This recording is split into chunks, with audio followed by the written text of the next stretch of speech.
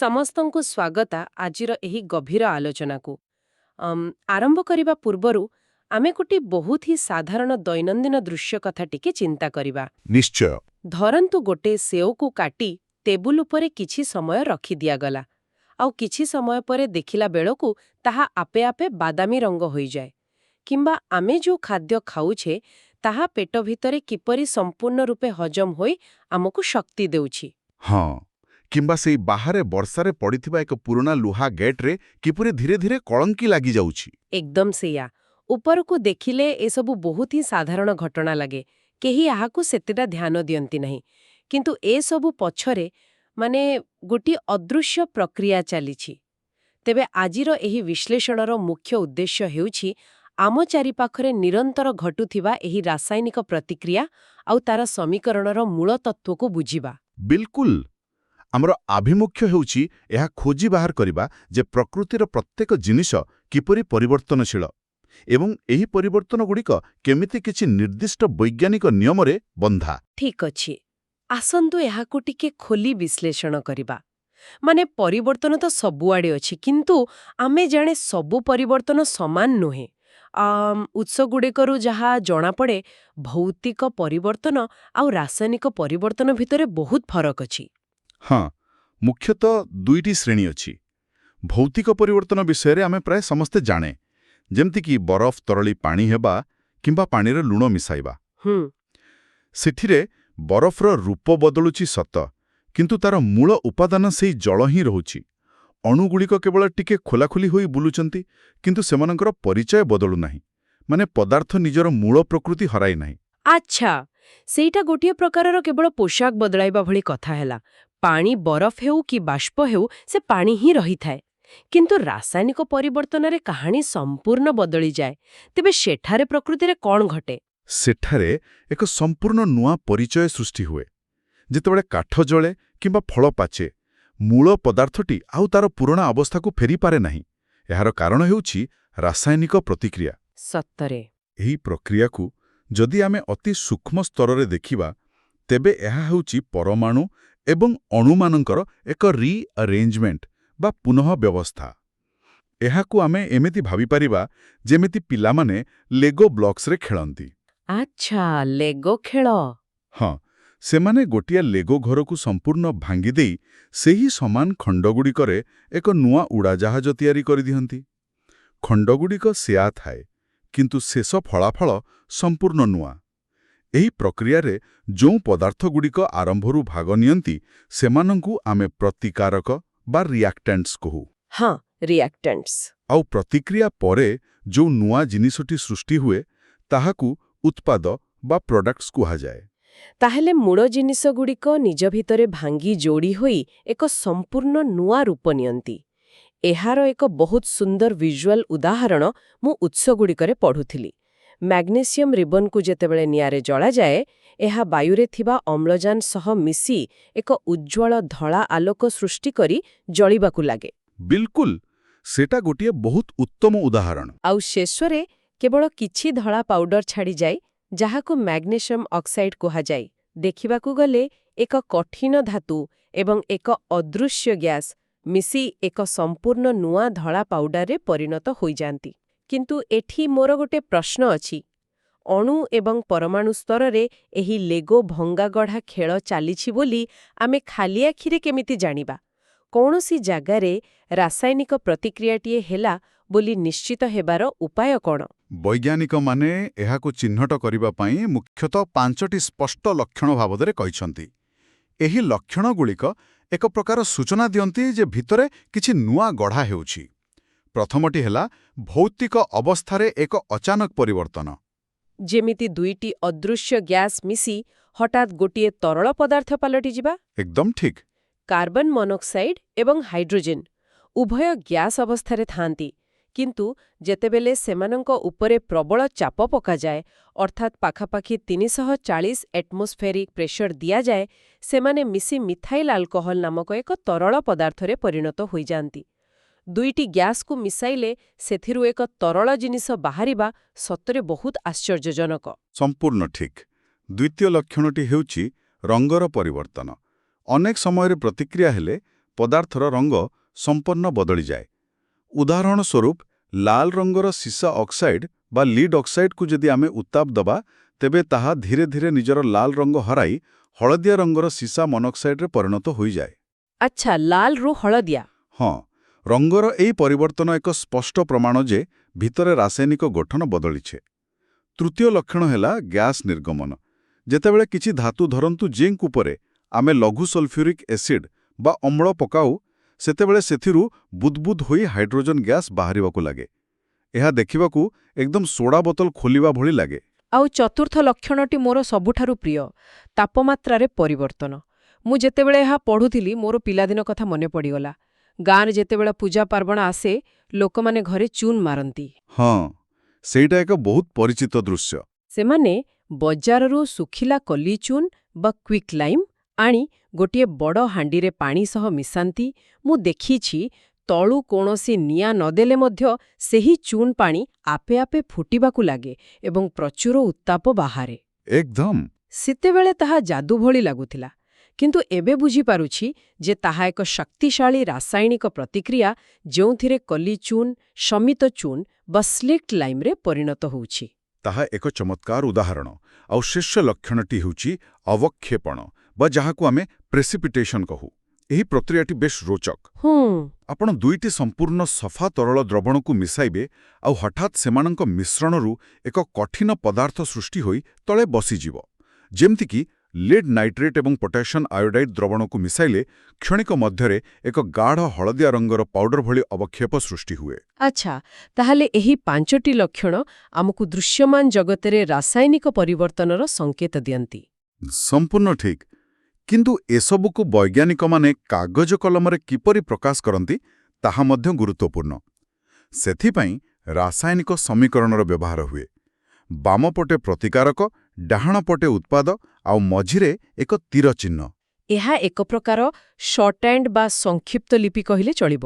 ହଁ, କିନ୍ତୁ ଏହି ସମୀକରଣ ଲେଖିବାର ଏକ ବହୁତ ବଡ଼ ଦାର୍ଶନିକ ତଥା ବୈଜ୍ଞାନିକ ନିୟମ ଅଛି। ବସ୍ତୁତ୍ୱ ସଂରକ୍ଷଣର ନିୟମ ବା law of conservation of mass. ଆରେ ହଁ, ଏହି ନିୟମଟି ପ୍ରକୃତରେ ବହୁତ ଗଭୀର। ଏହାର ଅର୍ଥ ହେଉଛି ଆମେ ଶୂନ୍ୟରୁ କିଛି ନୂଆ ସୃଷ୍ଟି କରିପାରିବା ନାହିଁ କିମ୍ବା ଥିବା ଜିନିଷକୁ ସମ୍ପୂର୍ଣ୍ଣ ବିନାଶ କରିପାରିବା ନାହିଁ। ବ୍ରହ୍ମାଣ୍ଡର ଯେତିକି ପରମାଣୁ ଅଛି ତାହା କେବଳ ଏକାଠି ମିଶି ନୂଆ ରୂପ ନେଇପାରେ, କିନ୍ତୁ ସେମାନଙ୍କର ସଂଖ୍ୟା ସମାନ ରହିବ। ବିଲକୁଲ ସମାନ ରହିବ। ସେଇଥିପାଇଁ ସମୀକରଣ ଲେଖିଲା ବେଳେ ବାମ ପଟେ ଯେତିକି ପରମାଣୁ ଅଛି ଡାହାଣ ପଟେ ବି ସେତିକି ରହିବା ବାଧ୍ୟତାମୂଳକ। ଆଉ ଯଦି ତାହା ନଥାଏ ତେବେ ହିଟ୍ ଆଣ୍ଡ ଟ୍ରାଏଲ୍ ପଦ୍ଧତିରେ ସଂଖ୍ୟାଗୁଡ଼ିକୁ ଏପଟ ସେପଟ କରି ସମାନ ବା ବ୍ୟାଲେନ୍ସ କରିବାକୁ ପଡ଼େ। ନହେଲେ ପ୍ରକୃତିର ମୂଳ ନିୟମ ଖଣ୍ଡନ ହୋଇଯିବ। ଏକଦମ ସଠିକ୍ କଥା କହିଲେ। ଏହା ଏକ ପ୍ରକାର ଆକାଉଣ୍ଟିଂ ବା ହିସାବ କିତାବ। ପ୍ରକୃତି ନିଜର ପ୍ରତ୍ୟେକଟି ପରମାଣୁର ହିସାବ ରଖେ। ଏବେ ଆମେ ଯଦି ଏହି ପ୍ରତିକ୍ରିୟାଗୁଡ଼ିକର ବିବିଧତା ଉପରେ ନଜର ପକାଇବା ତେବେ ଏହାକୁ ମୁଖ୍ୟତଃ 8 ଭାଗରେ ବିଭକ୍ତ କରାଯାଇଛି। ଆସନ୍ତୁ ଏହାକୁ କିଛି ରୋଚକ ବାସ୍ତବ ଉଦାହରଣ ସହ ଆଲୋଚନା କରିବା, ଯାହାଦ୍ୱାରା ବୁଝିବା ଅଧିକ ସହଜ ହେବ। ନିଶ୍ଚୟ। ପ୍ରଥମ ଦୁଇଟିକୁ ଆମେ ଗଢ଼ିବା ଆଉ ଭାଙ୍ଗିବାର ପ୍ରକ୍ରିୟା ବୋଲି କହିପାରିବା। ପ୍ରଥମଟି ହେଉଛି ସଂଶ୍ଳେଷଣ ବା କମ୍ବିନେସନ୍। ଏଠାରେ ଦୁଇଟି ଅଲଗା ଅଲଗା ମୂଳଦୁଆ ଏକାଠି ହୋଇ ଗୋଟିଏ ନୂଆ ଜିନିଷ ଗଢ଼ନ୍ତି। ଯେମିତିକି କାର୍ବନ ଏବଂ ଅମ୍ଳଜାନ ପରସ୍ପର ସହ ମିଶି କାର୍ବନ ଡାଇଅକ୍ସାଇଡ୍ ତିଆରି କରିବା। ଏକଦମ ସିଧାସଳଖ ଦୁଇଟି ଜିନିଷ ଯୋଡ଼ି ହୋଇ ଗୋଟିଏ ହୋଇଗଲେ। ହଁ। ଆଉ ତାର ଠିକ୍ ବିପରୀତ ହେଉଛି ବିଘଟନ ବା ଡିକମ୍ପୋଜିସନ୍, ଅର୍ଥାତ୍ ଏକ ବଡ଼ ଜିନିଷ ଭାଙ୍ଗି ଛୋଟ ଛୋଟ ଖଣ୍ଡରେ ପରିଣତ ହେବା। ଆଉ ମୁଁ ପଢ଼ୁଥିଲି ଯେ ଏଇ ବିଘଟନ ପାଇଁ ସବୁବେଳେ କିଛି ନା କିଛି ଶକ୍ତି ଦରକାର ହୁଏ। ବିଲକୁଲ, ଶକ୍ତି ବିନା ଭାଙ୍ଗିବା ସମ୍ଭବ ନୁହେଁ। କେତେବେଳେ ତାପମାତ୍ରା ବା ଉତ୍ତାପ ପ୍ରୟୋଗ କରି ଜିନିଷକୁ ଭଙ୍ଗାଯାଏ ତ କେତେବେଳେ ପାଣିରେ ବିଦ୍ୟୁତ୍ ଶକ୍ତି ପ୍ରବାହିତ କରି ସେଥିରୁ ଉଦଜାନ ଏବଂ ଅମ୍ଳଜାନକୁ ଅଲଗା କରାଯାଏ। କିନ୍ତୁ ଏଥିରେ ସବୁଠାରୁ ଚମତ୍କାର ଉଦାହରଣ ଥିଲା ଆଲୋକ ଦ୍ୱାରା ହେଉଥିବା ବିଘଟନ। ମାନେ କେବଳ ସୂର୍ଯ୍ୟାଲୋକ ପଡ଼ିଲେ ଗୋଟିଏ ରାସାୟନିକ ପଦାର୍ଥ ଭାଙ୍ଗିଯାଏ। ହଁ, ଏହା ରସାୟନ ବିଜ୍ଞାନର ଏକ ଅତି ସୁନ୍ଦର ଦିଗ। ସିଲଭର କ୍ଲୋରାଇଡ୍ ଏକ ଧଳା ରଙ୍ଗର ପାଉଡର, କିନ୍ତୁ ତାକୁ ଯଦି ଆମେ ଖରାରେ ରଖିଦେବା ତେବେ ସୂର୍ଯ୍ୟକିରଣର ଶକ୍ତି ତାର ରାସାୟନିକ ବନ୍ଧନକୁ ଭାଙ୍ଗିଦିଏ ଏବଂ ସେଥିରୁ କ୍ଲୋରିନ୍ ଗ୍ୟାସ୍ ଉଡ଼ିଯାଏ। ଆଚ୍ଛା। ବାକି ଯାହା ରହିଯାଏ ତାହା ହେଉଛି କେବଳ ସିଲଭର ବା ରୂପା, ଯାହାର ରଙ୍ଗ ଧୂସର। ଏବଂ ସବୁଠାରୁ ମଜାଦାର କଥା ହେଉଛି ପୁରୁଣା କାଳର କଳା ଧଳା ଫଟୋଗ୍ରାଫିରେ ଏହି ସମାନ ପ୍ରକ୍ରିୟାକୁ ହିଁ ବ୍ୟବହାର କରାଯାଉଥିଲା। ସତରେ? ହଁ, କ୍ୟାମେରା ରିଲ୍ ଉପରେ ଯେତେବେଳେ ଲେନ୍ସ ମାଧ୍ୟମରେ ଆଲୋକ ପଡୁଥିଲା, ସେଠାରେ ଥିବା ସିଲଭର କମ୍ପାଉଣ୍ଡ ଭାଙ୍ଗିଯାଇ ଫଟୋର ଏକ ଛାପ ସୃଷ୍ଟି କରୁଥିଲା। ଆରେ ବାଃ, ମାନେ ଆମର ପୁରୁଣା ପାରିବାରିକ ଆଲବମରେ ଥିବା ସେହି କଳାଧଳା ଫଟୋଗୁଡ଼ିକ କେବଳ ଏକ ରାସାୟନିକ ବିଘଟନର ଚିତ୍ର। ତାହା ସତରେ ବହୁତ କୌତୂହଳପୂର୍ଣ୍ଣ। ଠିକ୍ ଅଛି, ଏବେ ତୃତୀୟ ଏବଂ ଚତୁର୍ଥ ପ୍ରକାର ଉପରକୁ ଆସିବା। ଏହାକୁ ଆମେ ସ୍ଥାନ ଅଦଳବଦଳ ବା ଡିସପ୍ଲେସମେଣ୍ଟ ଖେଳ କହିପାରିବା। ହଁ, ଏହାକୁ ଏମିତି ବୁଝିହେବ। ବିସ୍ଥାପନ ପ୍ରକ୍ରିୟାରେ ଗୋଟିଏ ଶକ୍ତିଶାଳୀ ଏବଂ ଅଧିକ ପ୍ରତିକ୍ରିୟାଶୀଳ ମୌଳିକ ନିଜଠାରୁ କମ୍ ଶକ୍ତିଶାଳୀ ମୌଳିକକୁ ତାର ସ୍ଥାନର ଧକ୍କା ମାରି ବାହାର କରିଦିଏ। ଏହା ଏକଦମ ସେ ପିଲାଦିନର ମ୍ୟୁଜିକାଲ ଚେୟାର ଖେଳ ଭଳି, ଯେମିତିକି ଜିଙ୍କ ଧାତୁ କପର ସଲଫେଟ୍ ଦ୍ରବଣରୁ କପର ବା ତମ୍ବାକୁ ବାହାର କରିଦିଏ। ଏକଦମ ସଠିକ୍। ଆଉ ଡବଲ ଡିସପ୍ଲେସମେଣ୍ଟ ବା ଦ୍ୱୈତ ବିସ୍ଥାପନ ତ ଆହୁରି ମଜାଦାର। ମୁଁ ଏହାକୁ ଏକ ବିବାହ ଭୋଜିର ନାଚ ସହ ତୁଳନା କରେ। ଧରନ୍ତୁ ଦୁଇଟି ଯୋଡ଼ି ଏକାଠି ନାଚୁଛନ୍ତି, ଆଉ ହଠାତ୍ ଗୋଟିଏ ଗୀତ ବଦଳିବା ମାତ୍ରେ ସେମାନେ ପରସ୍ପର ଭିତରେ ନିଜ ନିଜର ନୃତ୍ୟ ସାଥୀ ବଦଳାଇ ଦେଲେ। ହଁ, ଠିକ୍ ସେମିତି ଦୁଇଟି ଯୌଗିକ ନିଜ ନିଜର ଆୟନଗୁଡ଼ିକୁ ପରସ୍ପର ସହ ଅଦଳବଦଳ କରିଦିଅନ୍ତି, ଯେମିତିକି ସିଲଭର ନାଇଟ୍ରେଟ୍ ଆଉ ସୋଡିୟମ କ୍ଲୋରାଇଡ୍ ମିଶିଲେ। ଏଇ ଉଦାହରଣଟି ବିଷୟବସ୍ତୁକୁ ବୁଝିବା ପାଇଁ ବହୁତ ସହଜ କରିଦେଉଛି। ଏହାପରେ ପଞ୍ଚମ ପ୍ରକାରଟି ହେଉଛି ଅବକ୍ଷେପଣ ପ୍ରତିକ୍ରିୟା, ଯାହା ବିଷୟରେ ଆମେ ପୂର୍ବରୁ ଆଲୋଚନା କରିସାରିଛେ। ଅର୍ଥାତ୍ ଦୁଇଟି ତରଳ ପଦାର୍ଥ ମିଶି ଏକ କଠିନ ଅଦ୍ରବଣୀୟ ଜିନିଷ ସୃଷ୍ଟି କରିବା। ଯେମିତି ସୋଡିୟମ ସଲଫେଟ୍ ଓ ବେରିୟମ କ୍ଲୋରାଇଡ୍ ମିଶିଲେ ଧଳା ଅବକ୍ଷେପ ସୃଷ୍ଟି ହୁଏ। ଏହା ତ ଆମେ ଆଲୋଚନା କରିଥିଲେ। ତାହେଲେ ଷଷ୍ଠ ପ୍ରକାରଟି କ'ଣ? ଷଷ୍ଠ ପ୍ରକାରଟି ହେଉଛି ପ୍ରଶମନୀକରଣ ବା ନ୍ୟୁଟ୍ରାଲାଇଜେସନ୍। ଏହା ରସାୟନ ବିଜ୍ଞାନର ଶାନ୍ତି ପ୍ରତିଷ୍ଠା ପ୍ରକ୍ରିୟା କହିଲେ ଅତ୍ୟୁକ୍ତି ହେବ ନାହିଁ। ଆମେ ଜାଣେ ଯେ ଏସିଡ୍ ବା ଅମ୍ଳ ବହୁତ କ୍ଷତିକାରକ ଏବଂ ଶକ୍ତିଶାଳୀ ବେସ୍ ବା କ୍ଷାର ମଧ୍ୟ ବହୁତ ବିପଜ୍ଜନକ। ହଁ, ଉଭୟ ହିଁ ବିପଜ୍ଜନକ। କିନ୍ତୁ ଆମେ ଯଦି ସଲଫ୍ୟୁରିକ୍ ଏସିଡ୍ ଭଳି ଏକ ଅତି ବିପଜ୍ଜନକ ଅମ୍ଳକୁ ସୋଡିୟମ ହାଇଡ୍ରକ୍ସାଇଡ୍ ଭଳି ଏକ କ୍ଷାର ସହିତ ସଠିକ୍ ପରିମାଣରେ ମିଶାଇବା, ତେବେ ସେମାନେ ପରସ୍ପରର ପ୍ରଭାବକୁ ସମ୍ପୂର୍ଣ୍ଣ ନଷ୍ଟ କରିଦେବେ। ଆଉ ଶେଷରେ ଯାହା ବଳିବ ତାହା ହେବ କେବଳ ସାଧାରଣ ଲବଣ ଏବଂ ପାଣି। ଦୁଇଟି ବିପଜ୍ଜନକ ଜିନିଷ ମିଶି ଏକଦମ କ୍ଷତିବିହୀନ ଜିନିଷରେ ପରିଣତ ହୋଇଗଲେ। ବା, ପ୍ରକୃତିର ନିଜସ୍ୱ ଏକ ସନ୍ତୁଳନ ରକ୍ଷା କରିବାର ଉପାୟ ଅଛି। ତାପରେ ଆସେ ସପ୍ତମ ପ୍ରକାର, ରେଡକ୍ସ ବା ଜାରଣ ଏବଂ ବିଜାରଣ। ଏହା ଏକ ଏମିତି ପ୍ରକ୍ରିୟା ଯାହାକୁ ଅଲଗା କରି ଦେଖିହେବ ନାହିଁ। ବିଲକୁଲ ନୁହେଁ, ସେ ଦୁଇଟି ସବୁବେଳେ ଏକାଠି ହୁଅନ୍ତି। ଅମ୍ଳଜାନ ଗ୍ରହଣ କରିବା ହେଲା ଜାରଣ ବା ଅକ୍ସିଡେସନ, ଆଉ ଅମ୍ଳଜାନ ହରାଇବା ହେଲା ବିଜାରଣ ବା ରିଡକ୍ସନ। ଯେମିତି କିଣାବିକା ହେଲାବେଳେ ଜଣେ ପଇସା ଦିଏ ଏବଂ ଆଉ ଜଣେ ଗ୍ରହଣ କରେ, ଠିକ୍ ସେମିତି ଏଠାରେ ଅମ୍ଳଜାନର ଆଦାନ ପ୍ରଦାନ ହୁଏ। ଏକଦମ ଠିକ୍ ଉଦାହରଣ ଦେଲେ। ଯେମିତି କପର ଅକ୍ସାଇଡ୍ ସହ ହାଇଡ୍ରୋଜେନ ଗରମ କଲେ କପର ଏବଂ ପାଣି ମିଳେ, ସେଠାରେ ଏହି ଆଦାନ ପ୍ରଦାନ ସ୍ପଷ୍ଟ ଦେଖାଯାଏ। ଆଉ ଶେଷରେ ଅଷ୍ଟମ ପ୍ରକାରଟି ହେଲା ଉତ୍ତାପ ଉପରେ ଆଧାରିତ। ଯେଉଁ ପ୍ରତିକ୍ରିୟା ନିଜ ଭିତରୁ ଉତ୍ତାପ ବାହାର କରେ ତାହା ଏକ୍ସୋଥର୍ମିକ୍। ଯେମିତି କଲିଚୂନରେ ପାଣି ମିଶାଇବା, ଯାହା ଆମେ କଥା ହେଉଥିଲେ, ଆଉ ଯେଉଁଥିରେ ପ୍ରତିକ୍ରିୟା ଘଟିବା ପାଇଁ ବାହାର ଉତ୍ତାପ ଶୋଷଣ କରିବାକୁ ପଡ଼େ ତାହା ଏଣ୍ଡୋଥର୍ମିକ୍। ଯେମିତି କ୍ୟାଲସିୟମ କାର୍ବୋନେଟ୍ ତାପ ନେଇ କଲିଚୂନ ହୁଏ। ହଁ, ତାପାଶୋଷୀ। ଏହି 8 ପ୍ରକାରର ପ୍ରତିକ୍ରିୟା ଆମ ବହିର ପୃଷ୍ଠାରେ ତ ଅଛି, କିନ୍ତୁ ଏହା କେବଳ ପରୀକ୍ଷାଗାର ଭିତରେ ସୀମିତ ନୁହେଁ। ମୁଁ ଭାବୁଛି ଏହାର ସବୁଠାରୁ ବଡ଼ ଉଦାହରଣ ଆମ ବାସ୍ତବ ଜୀବନରେ ଆଖି ସାମ୍ନାରେ ହିଁ ଘଟୁଛି। ଯଦି ଆମେ ଏହାକୁ ଏକ ବୃହତ୍ତର ଦୃଷ୍ଟିକୋଣରୁ ଦେଖିବା, ତେବେ ଜାଣିପାରିବା ଯେ ଏହି ରାସାୟନିକ ପ୍ରତିକ୍ରିୟାଗୁଡ଼ିକ ଆମ ଅର୍ଥନୀତି ଏବଂ ଦୈନନ୍ଦିନ ଜୀବନ ସହ ସିଧାସଳଖ ଜଡ଼ିତ। ଉଦାହରଣ ସ୍ୱରୂପ ସଂକ୍ଷାରଣ ବା କୋରୋଜନ। ଆମେ ଯେଉଁ ଜାରଣ ଏବଂ ବିଜାରଣ କଥା ଆଲୋଚନା କରୁଥିଲେ, ଏହା ତାର ଏକ ଧୀର କିନ୍ତୁ ଭୟଙ୍କର ରୂପ। ଯେତେବେଳେ ଲୁହା କିମ୍ବା ଅନ୍ୟ ଧାତୁଗୁଡ଼ିକ ମୁକ୍ତ ପରିବେଶରେ ଥାନ୍ତି, ବାୟୁମଣ୍ଡଳରେ ଥିବା ଅମ୍ଳଜାନ ଏବଂ ଜଳୀୟ ବାଷ୍ପ ସେମାନଙ୍କ ସହ ପ୍ରତିକ୍ରିୟା କରିବା ଆରମ୍ଭ କରନ୍ତି। ଆଉ ତାପରେ କଳଙ୍କି ଲାଗିବା ଆରମ୍ଭ ହୁଏ। ହଁ, ଲୁହାରେ କଳଙ୍କି ଲାଗିବା ଏହାର ସବୁଠାରୁ ସାଧାରଣ ଉଦାହରଣ। କେବଳ ଏହି ଗୋଟିଏ ରାସାୟନିକ ପ୍ରତିକ୍ରିୟା ଯୋଗୁଁ ପ୍ରତିବର୍ଷ ବିଶ୍ୱବ୍ୟାପୀ ବିଲିୟନ ବିଲିୟନ ଡଲାରର କ୍ଷତି ହେଉଛି। ସତରେ, ବିଲିୟନ ବିଲିୟନ ଡଲାରର କ୍ଷତି। ବଡ଼ ବଡ଼ ପୋଲ, ଜାହାଜ, କାରର ବଡି ଏବଂ ଲୁହାରେ ନିର୍ମିତ ଭିତ୍ତିଭୂମି ଧୀରେ ଧୀରେ କ୍ଷୟ ହୋଇଯାଉଛି, କାରଣ ଅମ୍ଳଜାନ ଧାତୁର ପରମାଣୁଗୁଡ଼ିକୁ ନିଜ ସହ ଯୋଡ଼ି ଅକ୍ସାଇଡ୍ ତିଆରି କରୁଛି। ସିଲଭର କିମ୍ବା ତମ୍ବାର ରଙ୍ଗ ଖରାପ ହେବା ବି ଏହାର ଉଦାହରଣ। ତାମାନେ ବାୟୁମଣ୍ଡଳର ଅମ୍ଳଜାନ ଆମ ଭିତ୍ତିଭୂମିକୁ ଧୀରେ ଧୀରେ ଖାଇଯାଉଛି ବୋଲି କହିଲେ ଚଳେ। ଏହାକୁ ରୋକିବା ପାଇଁ ବୋଧହୁଏ ଆମେ ଗେଟ୍ ଏବଂ ଗ୍ରିଲରେ ରଙ୍ଗ ଲଗାଉ।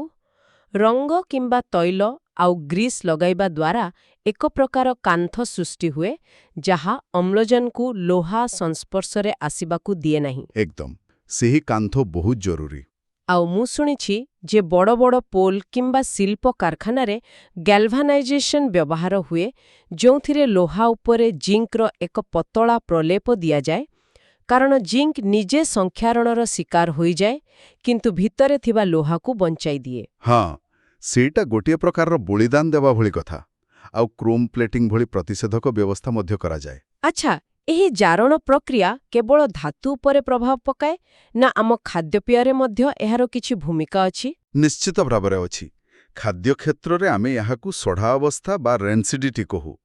ଯେତେବେଳେ ତେଲ ବା ଚର୍ବି ଜାତୀୟ ଖାଦ୍ୟ ବହୁଦିନ ଧରି ଖୋଲା ପବନରେ ରହେ, ତାହା ବାୟୁର ଅମ୍ଳଜାନ ସହ ମିଶି ଜାରିତ ବା ଅକ୍ସିଡାଇଜ୍ ହୋଇଯାଏ। ତାପରେ ତାର ସ୍ୱାଦ ବଦଳିଯାଏ?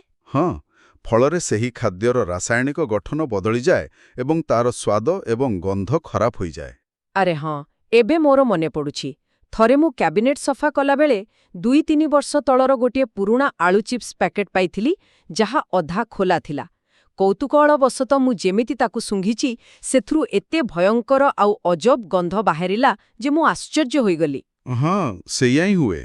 ଏବେ ବୁଝୁଛି ଯେ ସେହି ଚିପ୍ସରେ ଥିବା ତେଲ ଅମ୍ଳଜାନ ସହ ପ୍ରତିକ୍ରିୟା କରି ସମ୍ପୂର୍ଣ୍ଣ ରୂପେ ରାନ୍ସିଡ୍ ହୋଇଯାଇଥିଲା। ଏହି କାରଣରୁ ହିଁ ବୋଧହୁଏ ବଜାରରେ ମିଳୁଥିବା ନୂଆ ଚିପ୍ସ ପ୍ୟାକେଟଗୁଡ଼ିକରେ ପବନ ଭର୍ତ୍ତି ହୋଇଥାଏ।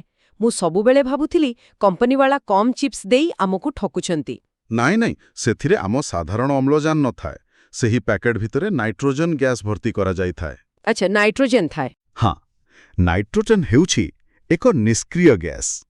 ଏହା ଚିପ୍ସର ତେଲ ସହ ପ୍ରତିକ୍ରିୟା କରେ ନାହିଁ କିମ୍ବା ବାହାର ଅମ୍ଳଜାନକୁ ଭିତରକୁ ପଶିବାକୁ ଦିଏ ନାହିଁ।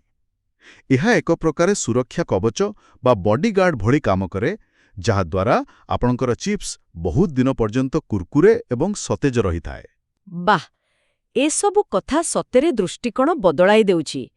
ତେବେ ଆଜିର ଏହି ଗଭୀର ଆଲୋଚନାରୁ ଆମେ ବହୁତ କିଛି ଜାଣିବାକୁ ପାଇଲୁ। ଆମେ ଦେଖିଲୁ ଯେ ସାଧାରଣ ଫଟୋଗ୍ରାଫିଚାରୁ ଆରମ୍ଭ କରି ବଡ଼ ବଡ଼ ପୋଲରେ କଳଙ୍କି ଲାଗିବା ପର୍ଯ୍ୟନ୍ତ, ଘରେ ଚୂନ ମାରିବାଠାରୁ ଆରମ୍ଭ କରି ଆମର ପସନ୍ଦର ଖାଦ୍ୟ ଖରାପ ହେବା ପର୍ଯ୍ୟନ୍ତ, ଏହି ସବୁ ଘଟଣାଗୁଡ଼ିକ କୌଣସି ଅଲୌକିକ ଯାଦୁ ନୁହେଁ। ବିଲକୁଲ ଯାଦୁ ନୁହେଁ। ଏସବୁ ନିର୍ଦ୍ଦିଷ୍ଟ ରାସାୟନିକ ନିୟମରେ ବନ୍ଧା। ପରମାଣୁମାନେ ନିଜ ଭିତରେ ବନ୍ଧୁତା କରୁଛନ୍ତି, କଳି କରୁଛନ୍ତି, ସ୍ଥାନ ବଦଳାଉଛନ୍ତି ଏବଂ ଏହି ଅଦୃଶ୍ୟ ନାଟକ ଆମ ଆଖି ସାମ୍ନାରେ ବିଭିନ୍ନ ରୂପ ନେଇ ପ୍ରକାଶ ପାଉଛି।